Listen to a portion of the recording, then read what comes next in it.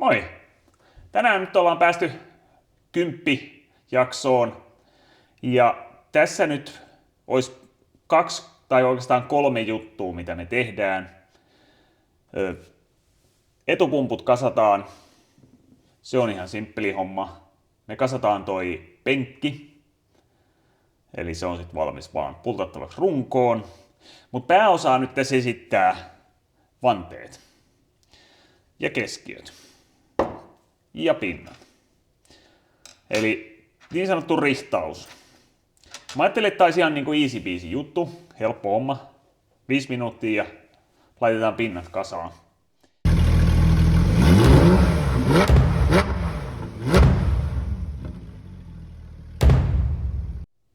Mä ajattelin ekaksi tehdä ton takavanteen vähän niin kuin mallina ja katsoa miten se menee ja sitten näyttää teille, että miten tämän etuvanteen kanssa se menee, mutta kaikki ei mene aina niin kuin mä ajattelin ja katsotaan siihen nyt ensiksi yksi pätkä. Tässä on hirveästi tämmöisiä merkintöjä, eli nämä on teippimerkinnät. Ja ne on sen takia, että tähän toiseen suuntaan olevat pinnat pohjaa ennen kuin ne kiristyy ja toiset on kireillä, vaikka ne ei olisi vielä kovin pitkällä. Eli lyhykäisyydessään tähän tarkoittaisi sitä, kun tämä on ihan kireellä, tänne toiseen suuntaan vetävä on ihan löysä, on se, että tämän pitäisi kiertyä tonne suuntaan, mihin mä oon laittanut nuolen. Kun se kiertyy tonne päin, niin nämä löystyy ja nämä suuntaiset, jotka on ihan löysällä, kiristyy. Eli ihan selvä. Sehän saisi normaalisti vaan kiristämällä. Mutta toinen puoli. Täällä kääntö onkin toiseen suuntaan. Täällä on sama ongelma. Nämä on ihan löysällä. Nämä, jotka vetää tonne päin, niin ne on kireellä. Ja nämä ei olisi pitkällä. Eli tämän pitäisi kiertyä tänne päin. No, nyt kun huomataan, niin nämähän on suunnat on eri. Ton pitäisi kiertyä tonne päin, tän tänne päin. Mutta näinköhän tämän positiointi on väärä. Eli nämä ei ole oikein kohdikkain. Nyt kun mä katson tätä, että mihin kohtaan täällä vastapuolella osuu aina tämä, missä pinna on, niin se on enemmän tällä puolella. Eli itse asiassa musta tuntuu, että tämän pitäisi olla aina niin kuin puolessa välissä tuota toista puolta. Koska kun me katsotaan tätä etunapaa, niin tässä se on juuri niin. Se on puolessa välissä aina toisen puolen reikää. Musta tuntuu, että mun täytyy prässää tää kromi täältä irti kokonaan ja kääntää tämän asentoon niin, että nämä on about puolessa välissä aina, eli vähän tonne päin. Silloinhan ne kiertyy just niin, että toi kiertyy tonne päin ja toi kiertyy tonne päin. Mutta jatketaan ton etupyörän kanssa. Tämä on nyt saanut tässä oikeastaan vaan vääntäessäni, kuten näkyy, niin oikeastaan näette tuolta, niin mä oon saanut sen ihan soikeaksi. Eli siinä on nyt tosi hyvä lähtökohta. Sen jälkeen, kun mä irrotan taas kaikki pinnat ja käännän tuota napaa, laitan uudestaan, niin nyt me joudun sitten lähteä suoristaan ihan huolella. Joo, se ei mennyt ihan putkeen. Ja mä oon jo purkanut tästä pinnat nyt pois. Mä oon edelleen sitä mieltä, että tää ei ole oikeassa kohtaa tää keskiö. Tää on niinku muutaman millin tän pitäisi olla kääntynyt tosiaan näin päin. Silloin tää vastaisi tää jako sitä, mitä tässä etunavassa. Tarkistin tuossa välissä vielä, että onko mulla oikeat pinnat, oikein pituiset. Kyllä ne on. Toi on se Krimekan napa, 105 millinen ja tää 184, 184 pitkä pinna on siihen oikein. Siitä ei oikein lyhyempää löydy, se on sitten jo merkittävästi lyhyempi. Eli kyllä näillä se pitäisi saada kasaan, mutta nythän meillä on hyvä mahdollisuus testata tällä etunavalla, kun siinä toi on oikein, että jos tää onnistuu siinä. Tää on nyt se sama keskiö, ei tää nyt pysyvästi vääntynyt. Mutta yritetään nyt saada tämän kanssa ja katsotaan, päätyykö tää sitten loppupeleissä siihen, että mä vien nää johonkin ammattilaiselle. Mutta en luovuta. Ei nyt voi olla näin vaikea homma yhden pinnojen laittaminen. Perusperiaatehan näissä on hyvin yksinkertainen. Napa.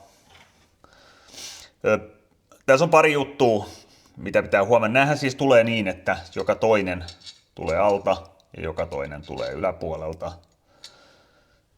Ja ne kannattaa laittaa tietyssä järjestyksessä, koska sun on tosi vaikea enää niitä laittaa sit, jos sä teet ne väärin. Noissa takanavoissa, näissähän on tämmöiset holet, että sä saat nää pujotettua ihan niin kuin ns. Paikallaan tämän toisen pään. Niin se helpottaa vähän, mutta tässä on ihan tämmöinen perinteinen tässä etunavassa. Eli ekaksi kannattaa laittaa nämä pinnat. Tässä ei nyt tässä ekalla puolella ole niin väliä. Niin nämä pinnat, jotka tulee ylhäältä alaspäin, eli tulee tavallaan alakautta. Johtuen siitä, että sun on paljon helpompi sit laittaa, vaikka tämä pujottaminen itsessään on vähän vaikea, kunhan nämä kaikki laittaa tähän kiinni, niin sun on paljon helpompi laittaa nämä sitten näiden muiden yli, niin sun ei tarvi mennä, kun nämä menee taas sitten näiden ali. Niin se helpottaa sitä laittamista.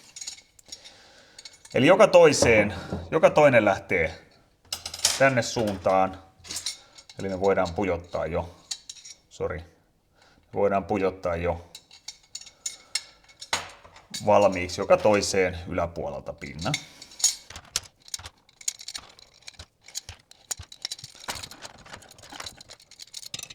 Se, että mihin suuntaan lähdetään, niin sillä ei ole tässä nyt merkitystä, koska toiset tulee toisinpäin. Mä vedän nyt nämä yläpuoliset. Näissähän on siis niin kuin helpompi, tässä vanteessahan nämä osoittaa jo valmiiksi aina toiseen suuntaan, ylös- tai alasuuntaan ja vielä oikealle tai vasemmalle vinoon. Eli se sitä vanteen voi kääntää tämän kehän, jos. Eli sitä mä tarkoitin, että suunta on vapaa. Ja jos tämä kehä on nyt näin päin, niin mä nyt vedän vaikka tänne suuntaan nämä, koska nämä enemmistelyt on sinne suuntaan jo. Tähän saa kivasti lähennettyä tai kauennettua näitä pinnoja kiertämällä tässä kohtaa vielä napaa. Eli me ruvetaan täältä laittamaan ja nämä tulee sitten, joka neljänteen tulee aina nämä pinnat täällä. Koska sitten joka toinen tulee ylös toiseen suuntaan ja sitten nämä välissä olevat tulee aina alas. Se näkee nyt noista, kun katsoo vähän noita, niin hahmottaa aika nopeasti, että näinhän se menee. Aloitetaan vaikka tosta tolla. Mä oon rasvannut nämä nipat jo valmiiksi. Jotkuhan käyttää näissä lukkotavaraa, siis tuommoista lukitetta. Mä nyt käytän rasvaa, osa käyttää rasvaa. Niin ne on hyvä kuitenkin jollain voidella. Ja mä vedän nämä pinnat nyt ensiksi. Korjaan nämä nipat, miskä näitä nyt kutsutaan, siihen asti, että kierre menee kokonaan peittoon. Koska mä kokeilin tuossa jo aiemmin, niin nämä tulee menee paljon pidemmälle. Niin ne jää löysäksi vielä sillä kohdalla, mutta sillä mä saan kohdistettua ne kaikki tavallaan samaa. Joka tarkoittaa käytännössä, nyt on kierre peitossa. Mulla on tämmönen tosi professional pinna-avain, sinisestä liikkeestä oleva pinna-avain. Tässä näköjään tää 11 koko osuu näihin. Maksoi ehkä 2 €. Tää on ihan pätevä. Sitten laitetaan joka neljänteen.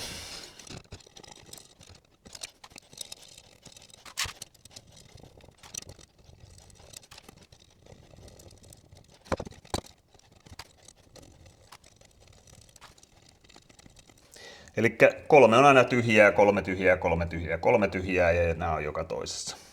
Ja kaikki kulkee alapuolelta. Kiva symmetrinen kuvio. Siitä tietää aina, että ollaan oikeassa. Sitten sama, mutta tehdään toiselle puolelle.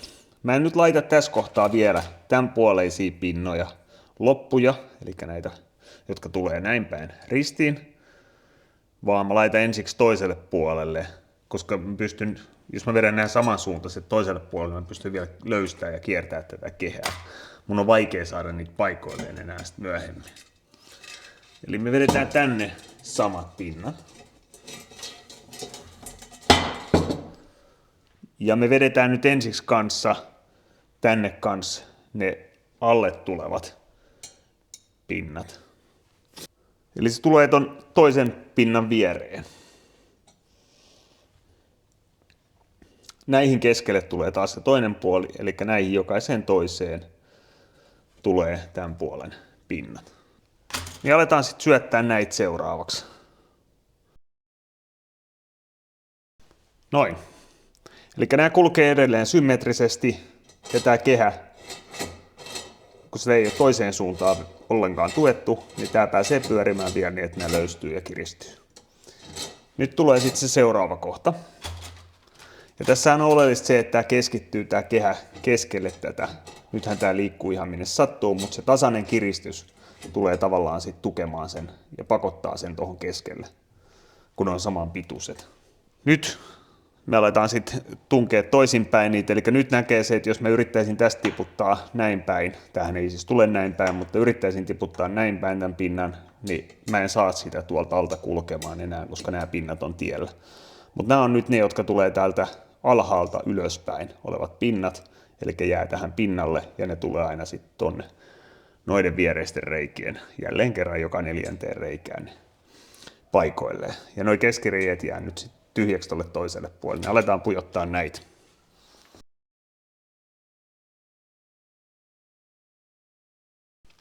Noin.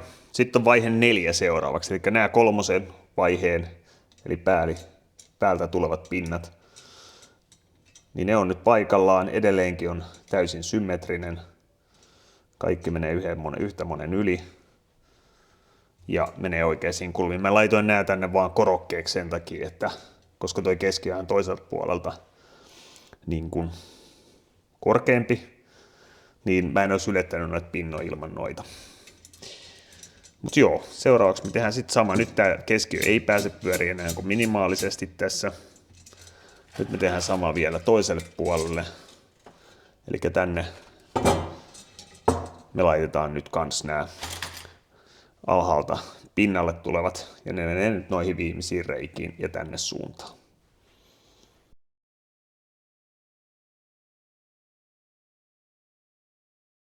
No nyt alkaa se itse rihtaukseksi kutsuttu osuus. Mun mielestä tämä on vaan niinku pinnojen paikalleen laittoon. Nämä on kaikki samalla kireydellä, eli siihen mihin kierteet loppuu. Ja siis sehän kiertyy siitä vielä vaikka kuinka paljon. Ja tämä nyt oletettavasti heiluu. Ja tässä on liikettä myöskin näin päin, mutta nyt me ruvetaan katsoa sen positiota sitten, mutta se ei tapahdu tossa.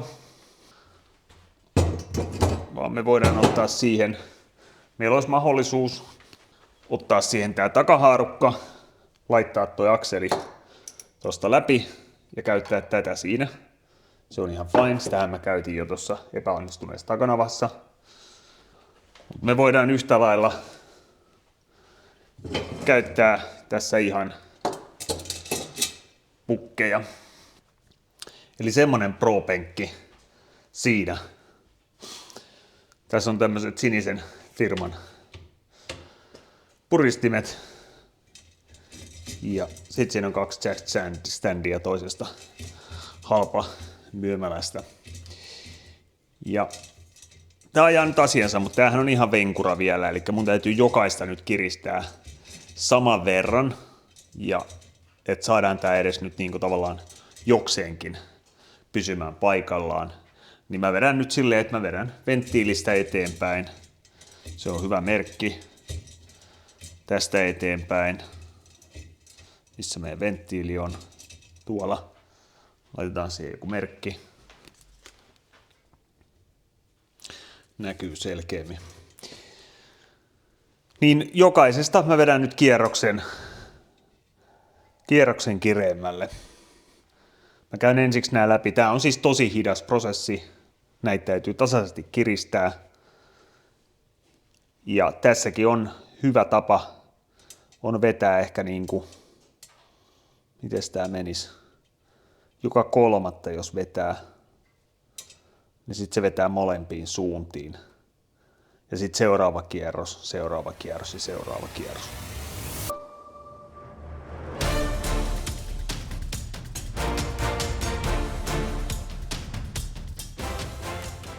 No niin, homma etenee taas vähän.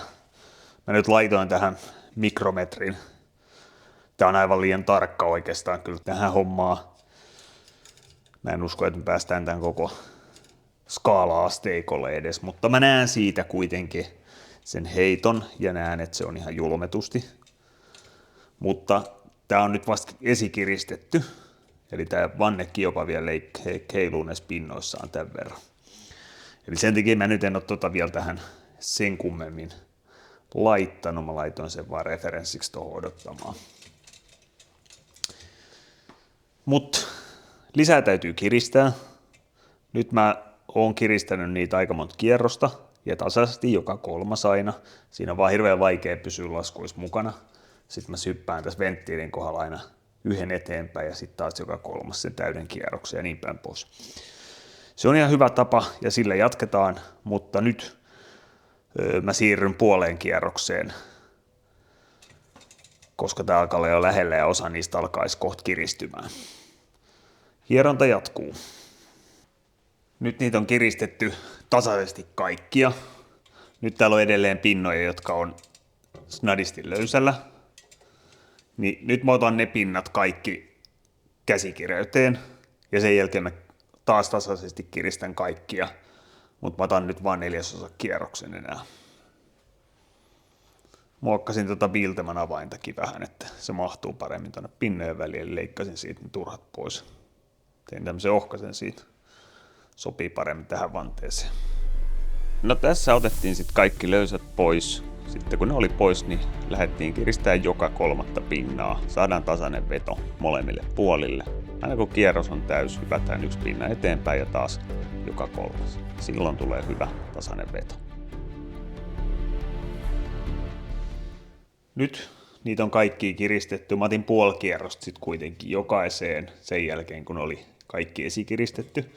Nyt tää ei enää hötky eikä heilu, mutta heittoa tässä nyt on vielä 1,2 senttiä heittoa. Joo. Eli vielä pitäisi oikasta seuraavaksi. Nyt näitä voi alkaa kuuntelemaan jo. Eli sieltä voi hakea niitä, mitkä on nyt löysempiä. Toiset sitten toinen hyvä, näitä on vähän hyvä, niin sanotusti vähän leipoo. Että ne hakeutuu paikalle ja voi ihan huolella jännittää, niin ne hakeutuu. Nämä ei soi niin nätisti kuin mitä soi polkupyörän pinnat, koska nämä on paksumpia ja lyhyempiä.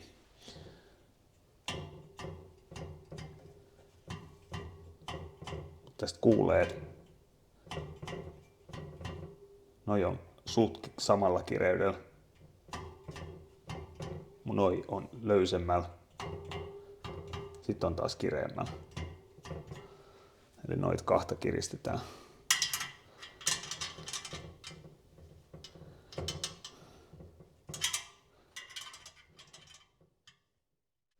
No niin, nyt tääkin puoli soi.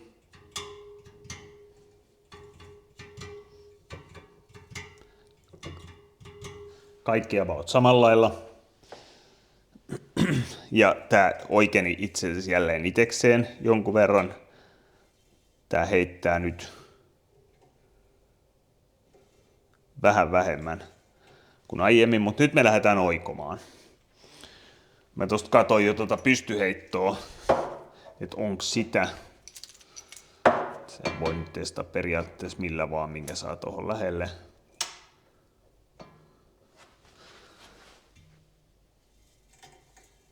Niin sitä ei oo, mikä on hyvä juttu. Toivottavasti sitä ei tuukkaa. Se on se itse asiassa pahempi, joka täristää ajaessa. Mutta nyt me otetaan tätä sivuttaisheittoa seuraavaksi pois. Eli sitä on nyt tossa kohtaa lähtee tosta. Ja korkein näyttää olevan tossa. Eli nyt me, jotta me saadaan tää korkein kohta, eli korkein mä tarkoitan nyt sitä, mikä on lähinnä mikrometriä tonne päin, niin meidän täytyy vetää sitä vannetta tonne päin. Eli mä kiristän tämän puoleisia 4 pinnaa about tältä alueelta, niin se vetää tonne päin sitä.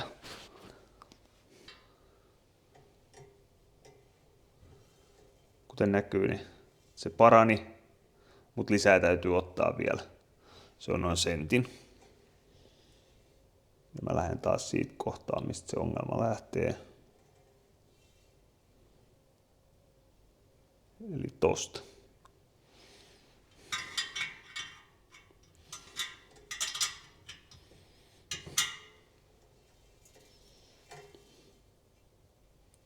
Ja nyt kun me katsotaan, niin se heittää enää puoli senttiä siinä kohtaa. Itse asiassa toi ei edes puolta senttiä, koska tämähän on skaala on niin, että onko toi 0,4 milliä? Joo. Eli pikkasen vielä kiristetään, ettei tää ottaa vaikeampaa. Nyt sieltä alkaa pikkuhiljaa häviämään, että haetaan ne high spotit. Mä katson toiselta puolelta vielä, mutta nehän on niin kuin ns. Low spotteja tossa kohdalla, mutta mä käännän sen sitten seuraavaksi toiselle puolelle. Tää on hidasta. Ehkä vähän tuskastuttavaakin, mutta kyllä siitä hyvä tulee. One eternity later. No niin. Nyt on pystyheittokin korjattu. Tai oikeastaan sitä ei tarvinnut korjaa, se käytännössä korjautui. Tämähän oli uusi kehä. Eli tässä ei sen takia tarvinnut ehkä sitä korjata. Mutta se on nyt kyllä, se on niinku millilleen. Tää menee ihan suoraan ja näiden kireys tuntuu oikein hyvältä. Ne soi nätisti kaikki. Näiden kokonaiskireydestä en osaa sanoa. Mä en uskalla niitä kiristää aika paljon tuossa suoristettaessa, niin jouduin niitä kiristämään, niin en uskalla enempää. Mutta tästä tuli parempi kuin mä odotin, huomattavasti. Että näin absoluuttisen suoraan siitä voi saada. Eli tää prässättiin nyt auki. Mä en oikein tiennyt, että miten tää prässäytyy auki, mutta tämähän prässäytyikin hyvin helposti. Mä ajattelin, että taisi ollut täällä jotenkin puristettuna, mutta tämä kehys itsessään ei ole kiinni tässä, vaan ainoa mikä pitää tätä kiinni on tämä tappi. Ja sitten siellä sen vielä lukitsee tämä laakeri, joka on nyt tässä kupissaan. Tämähän tulee sitten tuohon.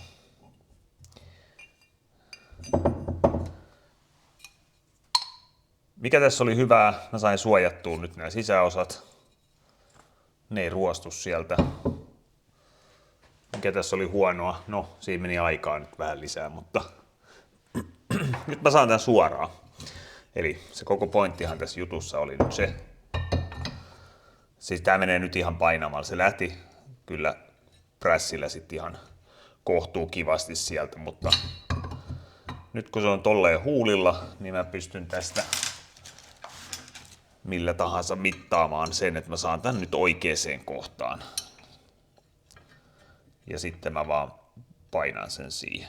Se menee nyt ihan kumivasaralla. Eli noiden pitää tulla aina tuohon keskikohtaan. Toivottavasti se ei vääristä kamerassa sitä, mutta näiden reikien pitää tulla tuohon keskikohtaan. Eli about näin. Silloin ne on niin kuin tuossa etunavassa ja silloin nämä pinnat on oikein mittaiset molempiin suuntiin. Eli mä lyön tämän kiinni tähän, painan siis tämän kupin tästä sisään, laitan sinne takaisin tämän laakerin. Ja sitten oikeastaan me tehdään tuolla sama rihtausmenetelmä tälle vanteelle. Sitten me päästään vihdoin laittaa näitä muita rensseleitä tähän ympärille. Mä en nyt käy tätä vannetta erityisemmin läpi, mä näytän lopputuloksen, että kuinka suora siitä tuli. No niin, siinä on nyt tätä toistakin vannetta sitten saatu nämä pinnat ja rihtaus on suoritettu. Nyt me ruvetaan laittaa tähän rengasta ja me laitetaan tänne tulee ratas tänne paikalle ja noita väliholkkeja ja tänne toiselle puolelle tulee jarru. Niin ruvetaan kasaan nämä vanteet nyt loppuun. No niin, nyt me ollaan päästy tästä pinnojen asennuksesta eteenpäin, niin nyt olisi sitten näiden rensseleiden laittaminen tänne. Rensselit on siis jarrut ja kaikki muu hilavitkutin, mitä siellä on. Täällä on meillä uudet jarrukengät ja ruvetaan niitä laittaa. Mutterit on uudet ja sitten tässä on kunnostettuna kaikki muu. Eli lähdetään takanavasta liikkeelle ja täällä nyt on sitten paikalla. Mä laitoin ton levy jo tohon. Tää tulee siihen, se ei ole ihan pohjassa. Ruuvit saa vetää sen pohjaan. Se tulee tohon tähän, tulee ratas päälle. Mut. Lähdetään siitä, että kasataan tosta ensiksi tämä jarrun osaas. Otetaan tosta uusi kenkä.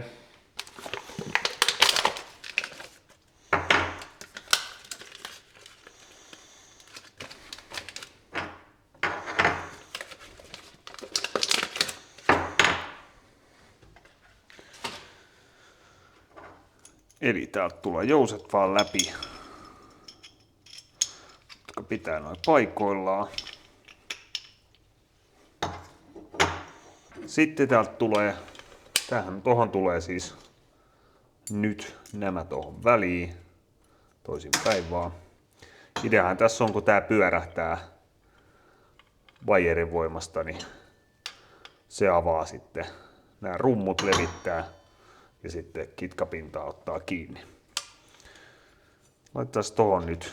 Tähän tulee ensimmäisenä tää tämmönen erikoinen prikka, jossa on toi oikeanlainen hole. Vedetään se kohta kiinni sinne. Ja sitten tähän tulee tää, mihin tulee kiinni toi vaijeri. Mulla on tossa uusia prikkoja. Tähän tulee 2 prikkaa. Ainakin kuvien mukaan.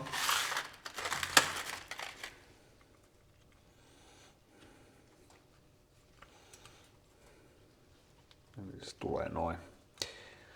Sitten nyt meidän pitäisi levittää tähän noin palat.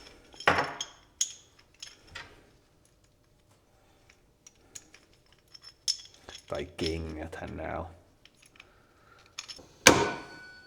Noin, nyt ne on paikalla. Eli nyt kun tästä kääntää, niin nuo jarrut liikkuu kohti noita seinämiä ja ottaa kiinni. Hyvä. Noi tulee tuonne sisään.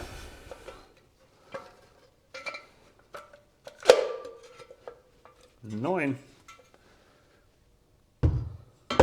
Sitten tässä meillä on nyt tämä. Seuraavaksi tähän tulee ratas. Tässä on nyt sama juttu, mutta täytyy vähän painaa pulteilla, vetää läpi. Ja tähän tulee tää pulttien lukitsin. Nämä taitetaan nämä reunat taas, siitä ei tarvitse välittää näiden ulkonäöstä. Ja noita täytyy ujuttaa tuolta sisäpuolelta. Mä otan tapin vielä pois. Nämä mutterit. Näitä mä nyt en käyttänyt, näitä shimmejä. Nämä on ollut siinä vanhojen laakereiden päällä. Nämä on niistä räjäytyskuvissa olemassa. Mutta nämä on nyt oikeastaan tässä aivan turhat.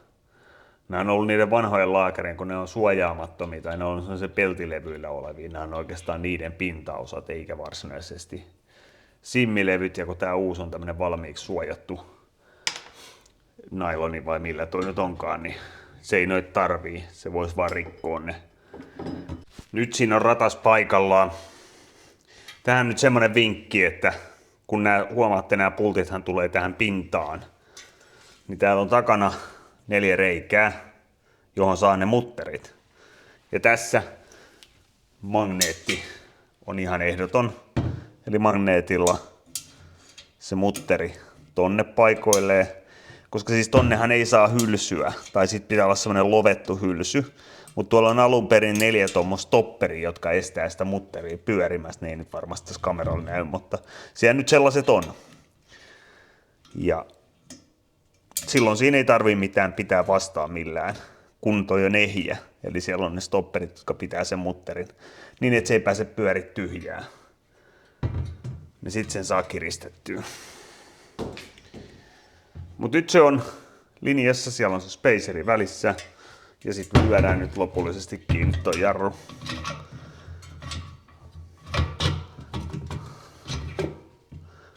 Noin. Tänne ei tosiaan tule mitään muuta kuin tuo Lukitsun mutteri. Tänne tulee vielä toi näin päin toi spaceri. Ja sitten siihen tulee Lukitsin mutteri siis. Ja mä kierrän ton pohjaan asti. Jolloin mä saan vielä nämä siihen kiinni sitten sen rungon ulkopuolelle ja nämä. Mutta tää on, muuten alkaa olla aika nipussa. Nyt kun me käännetään tästä, nythän tää pyörii tyhjää, vähän rahisee. Mutta kun tästä käännetään, kumpaan suuntaan tää kääntyy näin, niin sitten se lukittuu. Eli jarru toimii. Toi kiristään kans vielä. Ja tänne tulee samalla lailla sit vielä runkoonsa. Runko tulee tohon väliin ja siihen tulee noin mutterit. Tohon tulee itse asiassa kyllä mutteri myöskin vielä.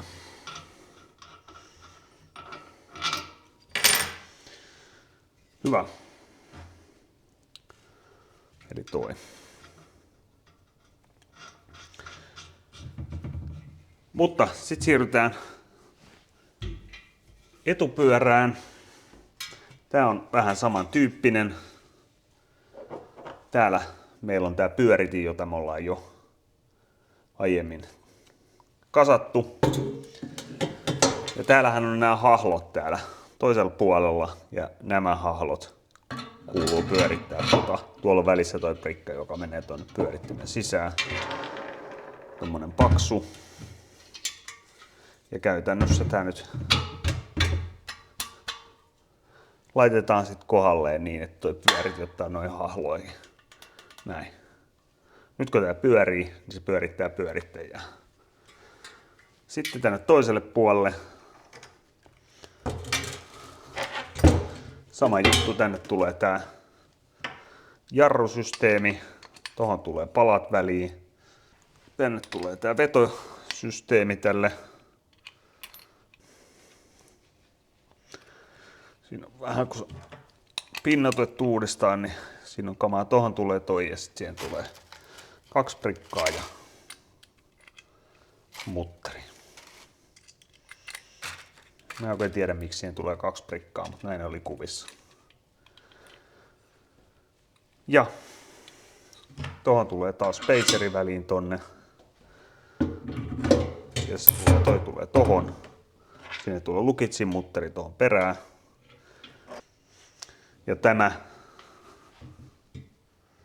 miksi tuossa on tollainen, niin tää tulee tohon paiolin. Näin. Jolloin tää ei pääse pyörimään, se pysyy tässä paiolissa. Eli kasataan toi loppuun, niin sitten siirrytään seuraavaan, eli mä aloitan jarruilla. Sama juttu kuin toisella puolella, niin laitetaan noin jarrukengät tonne. Napsautetaan paikoille ja rumpuun ja sitten laitetaan noin levitteet, eli noin mihin vaijerit tulee kiinni paikoilleen. No nyt meillä on tässä vanteet valmiina, kaikki ne hilppeineen, niin sitten renkaat vaan. Eli tännehän tulee tämmönen vannennauha, siksi sillä tätä vissiin kutsutaan. Sehän suojaa rengasta tossa sitten, ettei se vanne pilaa sitä. Ja sitten meillä on Misukan uusi sisäkumi molempiin venttiilillä. Tän asentaminenhan on hyvin yksinkertaista, että